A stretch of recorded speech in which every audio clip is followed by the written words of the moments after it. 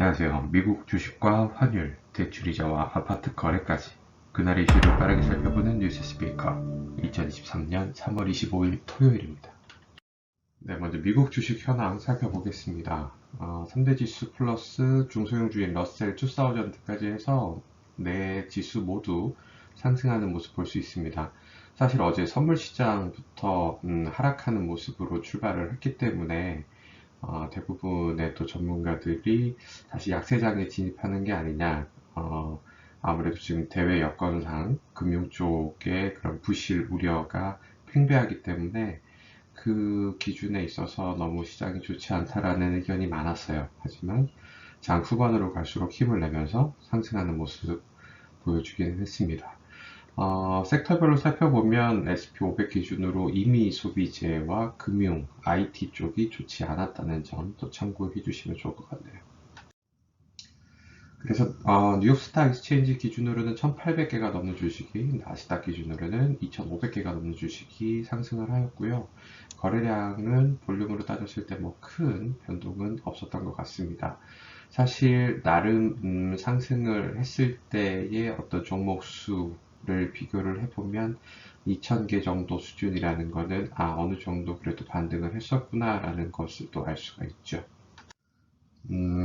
거래량이 가장 많은 테슬라 190불을 간신히 또 턱걸이를 했네요. 장중에서는 더 하락하는 모습도 보였지만 선방을 했고요.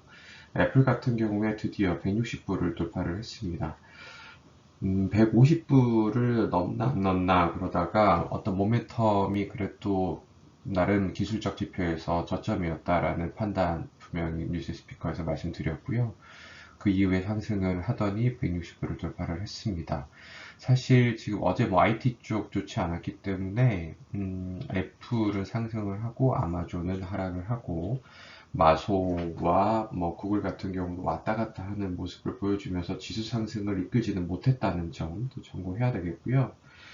반면에 많은 하락을 기록했던 쪽을 보면은 뭐 람 리서치도 그렇고 온세마이도 그렇고 반도체 장비 쪽에서 좋지 않은 또 흐름을 보여줬었다는 점 참고해 주세요.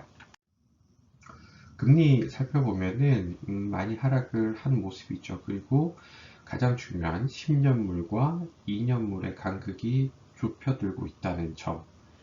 이게 금리가 역전이 되면은 안 된다고 했는데 역전된 이후에 거의 1%까지 벌어지면서 상당 기간 또 이어지고 있는데 이게 다시 원복이 된다면 당연히 원상태가 되는 거죠. 하지만 그만큼 불안이 엄습한다는 겁니다. 경기가 안 좋기 때문에 금리가 다시 역전이 되는 거거든요. 그래서 당연히 리세션이 찾아온다.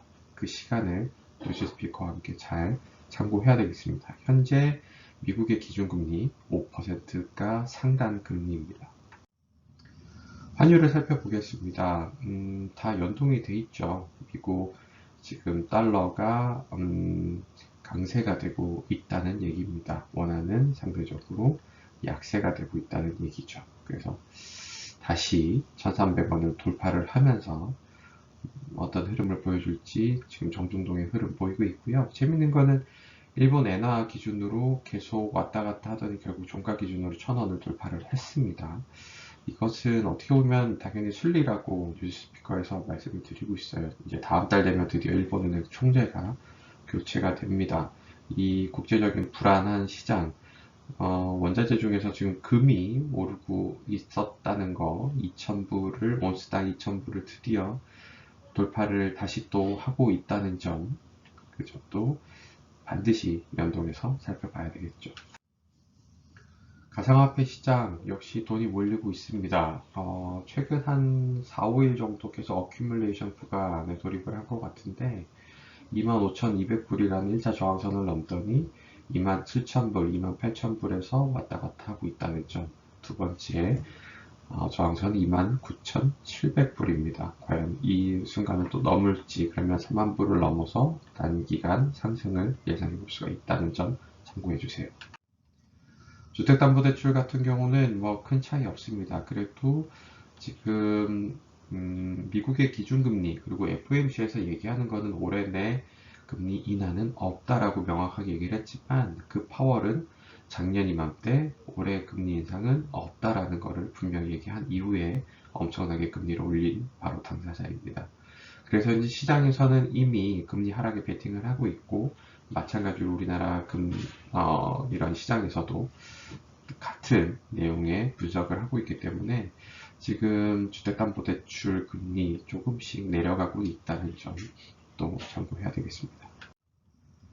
그래서 정기예금 같은 경우는 큰 차이는 없는데요. 아마 이 수치에서 왔다 갔다 하지 않을까. 조금 내려가면 내려갔지 올라갈 요인은 전혀 없다는 점. 그래야 또 코픽스에 연동되는 주택담보대출 금리가 내려갈 수 있다는 점 항상 강조드리고 있어요. 아파트 실거래가 확인하시죠. 지금 압구정 현대아파트 같은 경우에 대형 평형도 하나 거래가 됐고요. 거의 평당 1억 수준에 36평형 같은 경우도 평당 1억을 돌파하는 최고가를 썼다는 점이 아주 고무적입니다.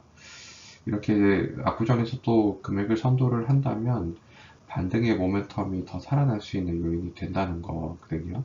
잠실의 리센치 같은 경우는 21억 8천에 약 1억 원의 간극을 두고 실거래가 왔다 갔다 하고 있고요. 주공아파트 5단지의 가장 작은 평형이 34평형 같은 경우에 21억 7,800에 위치를 하고 있습니다. 생각보다 조금 내려간 모습이긴 하죠. 여의도 지금 전면적으로 다 금융 특구를 하고 재건축에 들어간다고 하면서 들썩거리고 있는데요. 34평형 광장 아파트 18억 8천에 실거래 등재됐습니다.